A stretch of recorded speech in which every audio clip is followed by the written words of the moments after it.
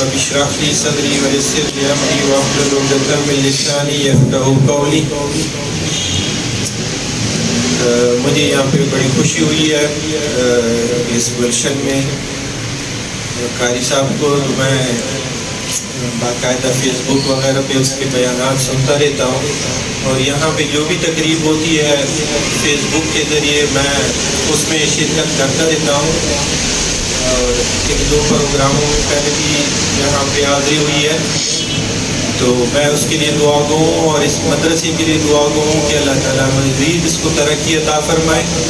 اللہ تعالیٰ اساتذہ کی اس کو عمر دراز عطا کرے اور زیادہ سے زیادہ دین کی خدمت کے لیے ہمیں قبول کریں اور زیادہ سے زیادہ ہمیں دین کی سمجھ عطا کریں. قرآن پاک کی جو ڈگری ہے وہ دنیا کی سب سے بڑی ڈگری ہے. اگر یہاں کے لوگوں میں یا جو ہمارا ماحول ہے اس میں اگر لوگوں کو اس کی اتنی قدر نہیں ہے لیکن یہ دنیا کی سب سے بڑی اور بہترین ڈگری ہے. اور پھر یہ جو دین کے لیے یا قرآن کے لیے اللہ تعالیٰ نے ہمیں قبول کیا یہ اللہ تعالیٰ کا ہمارے اوپر بہت بڑا کرم ہے. اپنے آپ کو آپ لوگ مثال حقیر نہ سمجھے کہ مثال ہم ایک مدرسے کے طالب علم ہے. یہ سب سے بڑی درسگاہ ہے دنیا کی اور سب سے بڑی ڈگری ہے قرآن کی حفظ کرنے کی. بلکہ مجھے ایک واقعہ یاد آ رہا ہے کہ کہیں ایک بہت بڑے عالم دین تھے. کبھی کبھی ہوتا ہے کہ اس سے بہت سارا کچھ حافظ قرآن بھی تھا وہ سارا کچھ اس سے بھول گیا تو بڑا پریشان ہو گیا. اس کے جو فالوور تھے اس کے مریدین وغیرہ وہ بھی پریشان ہو گئے. تو کسی نے کہا کہ آپ جا کے جو مدرسے میں ناظرہ کے چھوٹے چھوٹے بچے اس سے دعا کروائیں تو پھر اللہ تعالیٰ آپ کو یہ نعمت واپس دے گا. پھر وہ وہاں پہ گیا ان لوگوں نے تو بڑا عزت و اکرام کے ساتھ پیش آئے کہ بہت بڑا عالم ہے. انہوں نے کہا کہ نہیں میں آج آپ لوگوں کو دینے نہیں آپ لوگوں سے کچھ لینے آیا ہوں.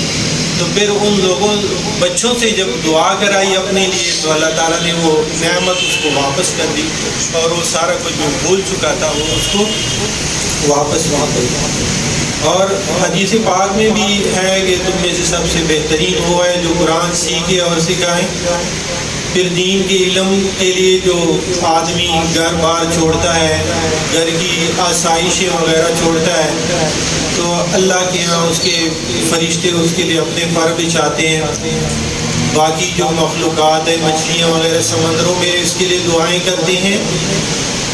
اور جو طالب علم اللہ کی اس نعمت کی قدر کر لیتے ہیں اللہ تعالیٰ کا شکر ادا کرتے ہیں کہ اس نے مجھے میرا رخ مدرسے کی طرف کر دیا تو اللہ تعالیٰ اس نعمت پہ اس کو استقامت دیتے ہیں پھر اس کے لیے آسانیاں پیدا کرتے ہیں.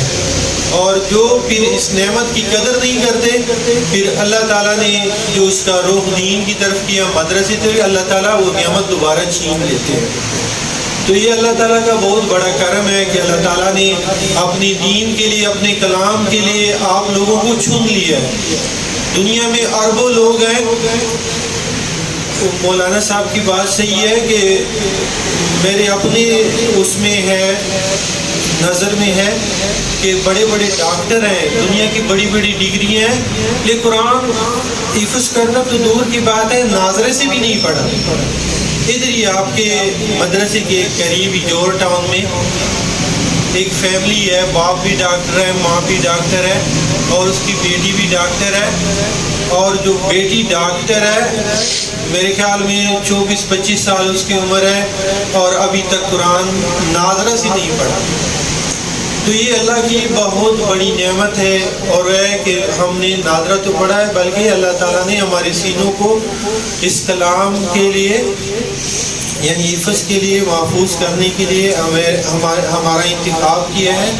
تو یہ اللہ تعالیٰ کا بہت اپنے آپ کو آپ لوگ معمولی نہ سمجھے. اللہ تعالیٰ نے جس کام کے لیے آپ لوگوں کو چنا ہے جس کام کے لیے اس مدرسے میں آپ لوگ آئے ہیں میرا تعلق کافی مدارس کے ساتھ ہے، جامعہ شفیہ کے ساتھ بھی ہے. 20 سال میرے قرآن اکیڈمی میں ہو گئے ماڈل ٹاؤن میں. دار ارقم اسکول کے ساتھ بھی کافی قریبی تعلق ہے، اور دارالہدا جو ماڈل ٹاؤن میں ہے حفظ کا مدرسہ. لیکن یہاں کی جو ترتیب ہے، یہاں کے بچوں کی جو تجوید قرات اور یہاں کا جو ڈسپلن میں نے دیکھا ہے، میرے پاس جو بھی جاننے والے آتے ہیں میں اسی مدرسے کا نام بتاتا ہوں کہ یہاں پہ صحیح جو آپ کے بچے کی تربیت یا آپ کے بچے کی جو قرآن کی پختگی یا منزل کی پختگی، وہ یہاں پہ جو انتظام میری نظر سے گزرا ہے یا میرے سامنے ہے، ماشاء اللہ تعالیٰ اس میں اور برکت عطا کرے. تو میں اسی مدرسے کی طرف اس کو ریفر کرتا ہوں. حالانکہ میرے 20 سال وہاں ماڈل ٹاؤن میں بیٹھا ہوں، وہاں پہ بھی دارالہدا ہے، دار ارقم اسکول کے ساتھ بھی 20 سال سے تعلق ہے. جامعہ شفیہ میں نے خود پڑھا ہے.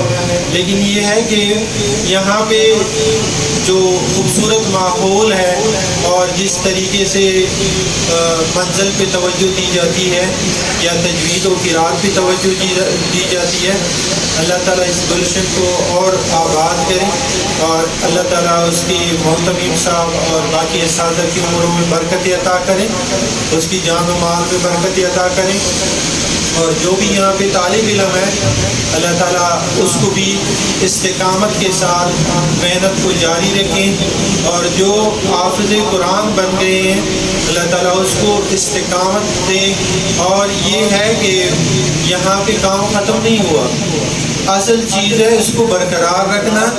بہت سے طلباء ہیں، سینکڑوں کی تعداد میں حافظ بنتے ہیں، لیکن جو اس کو برقرار رکھتے ہیں وہ بہت تھوڑے ہیں، بہت کم ہیں. کئی مرتبہ بڑے بڑے علماء کے ساتھ بیٹھتے ہیں، کہتے بچوں کو حفظ کراتے ہیں، لیکن کتنے لوگ بتائیں کتنے لوگ اس کو یاد رکھتے ہیں.